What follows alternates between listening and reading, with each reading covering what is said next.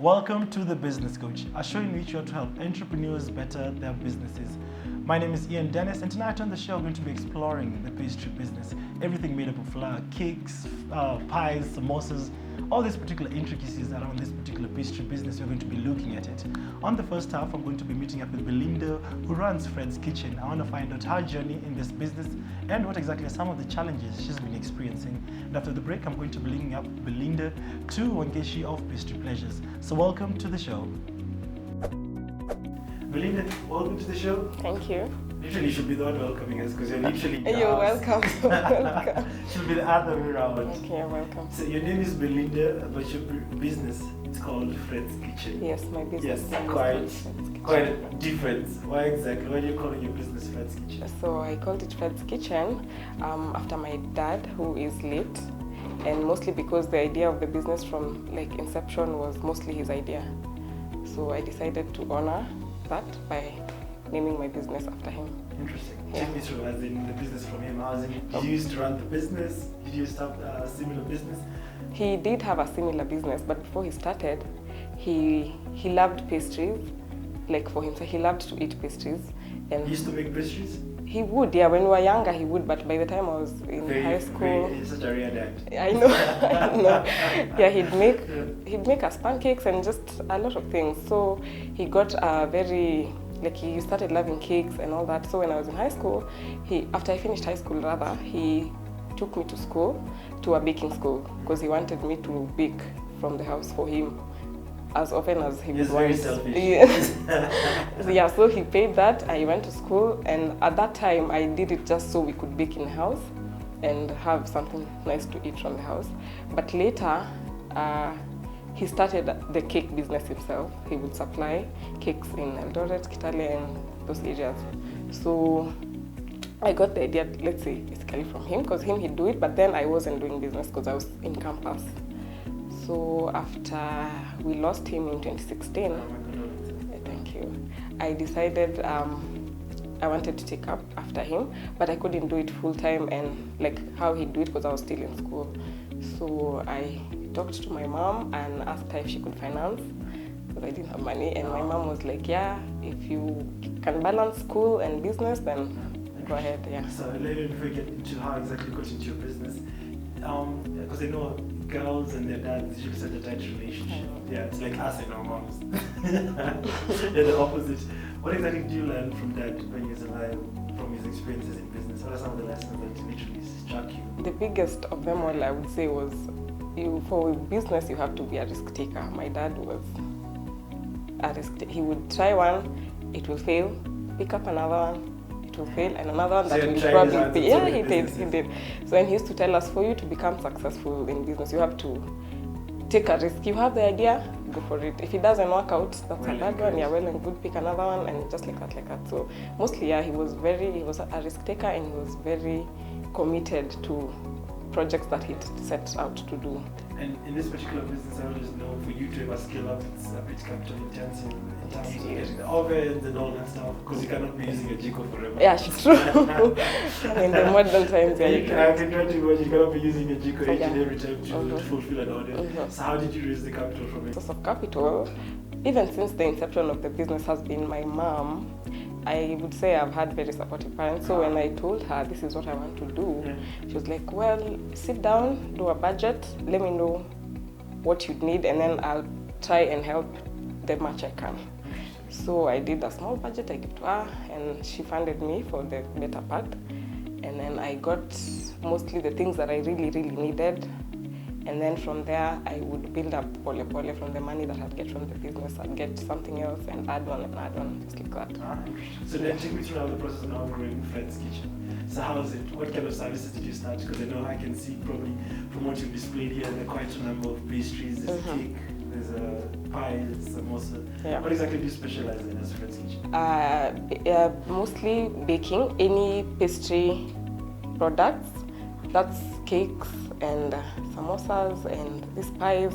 So initially when I started, I was just doing cakes and cupcakes. So birthday cakes and cupcakes, that's what I'd do. And then after I decided to now make it, to expand, I decided to go a little bit into food and snacks. So what exactly informed that? I just figured, I know people, I have met friends or even relatives who are not really kitchen. They don't like the kitchen that much. Yes, but they also love. I don't like the kitchen. Yeah, but they love to host. Yes. So sometimes they find it easier to outsource. Yes. So like I have visitors on this day. Can you kindly make this, and this? So I decided, okay, well, that sounds like it could grow into it could be an idea that can grow big. So I decided I'll start small scale because I am by myself. I don't work with anyone else for now. So I decided I can get into food, but mostly snacks. So like when you have guests and you need snacks, or I either deliver them already done, or you can do, I do house calls as well. Like if you want me to come and prepare from your house, I do that. So I decided to make it like that. And then the daily lunches that you have, like I have a menu for Monday, Tuesday, Wednesday, mostly for people who are working, because yeah, it's cheaper to get. So take me now through the process of now getting yourself into market, because initially you're doing it in school, you're doing it small scale. So here you are now, you're not found a job, and here you're doing your business. So how is it? How's the journey to the market? Marketing, at the very beginning, the early stages, I would use my friends. So the people, like my immediate customers, would be my friends and family. So, and then they'd refer. So mostly it grew through referrals. And then after a while, I decided to get into social media. So that's Twitter and Instagram and Facebook. And how effective have they been? I would say Twitter and Instagram have been most effective, yeah. And in this particular business, there's so many competitors, there's so many different players. And when you go to social media, everybody's doing gig, everybody's doing awesome. What exactly makes you unique? Why would someone come to Friends Kitchen and not anywhere else? I would say, first of all, customer relation. It is very important how you relate to your clients, how you deliver your services, and the quality of the products. So I try as much as I can to make my products good quality and friendly, and also most of my products have an aspect of like the customer can build it up themselves. So you want a cake, you can specify exactly what you want in the cake and what you don't want in the cake. Yeah, there's customization, even the samosas, everything. You just need to use however you want it is however we deliver. Yeah, it doesn't have like a tier standard. There's just this one way of doing it. Yeah. Alright, and just like any other business, especially for you still being a young business, what exactly have been your main challenges? What exactly have you been experiencing? Like what are the hardships so far you faced? Well, the marketing, when you're a small business, sometimes it can get hard, and you feel like you've been going on months and months and probably getting 1 or 2 orders, because there's still, you're not out there the way you'd want to. So sometimes to get the clientele to grow, it could be slow, but if you're patient enough and if you're aggressive enough, it does grow. And then also capital, because to get these things, and the more you grow, the more equipment you need, and that's capital. So you also that's another challenge.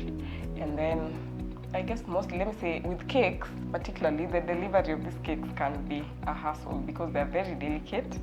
A client sent you a photo and that's how they want it. So you deliver it and there's something gone wrong, that's a problem. So mostly just that, and yeah. And there are days you work all through the night. You don't sleep. No sleeping. No. You sleep after the delivery. So yeah, it's a bit of... But you have to get used to it. You have to hustle. Get used to the hustle. Yeah, sure. And just finally, a question like asking every entrepreneur on the show is that, what's your dream for Friends Kitchen? So you know that probably took it to a particular level. Literally also for you, you sparked it off after this. What exactly would you like to do with this particular business? I think my vision for the business in a few years to come, or months if I get lucky, I would want to have like a pastry shop. I would say not a restaurant, well, a restaurant, but I want to make it mostly pastry and then other things, because I really love pastry and that's what Dad loved. So if I have to go on with Friends Kitchen, I want to grow big on pastry. So maybe have a shop where people can walk in, have snacks, and yeah, just grow big and have maybe even employ other people, because employment is... That's a good thing. Yeah. And I wish you all the best. Thank you so much. From my conversation with Belinda, I think it's quite evident that you can turn your passion into profit. So if you're an entrepreneur out there and you've been thinking about how you can go into the pastry business, I think there's so much to learn after the break, because I'll be linking up Belinda to one of the most established entrepreneurs in the pastry business for some advice. So don't touch that dial, but keep it right here on The Business Coach, where we help entrepreneurs better their businesses.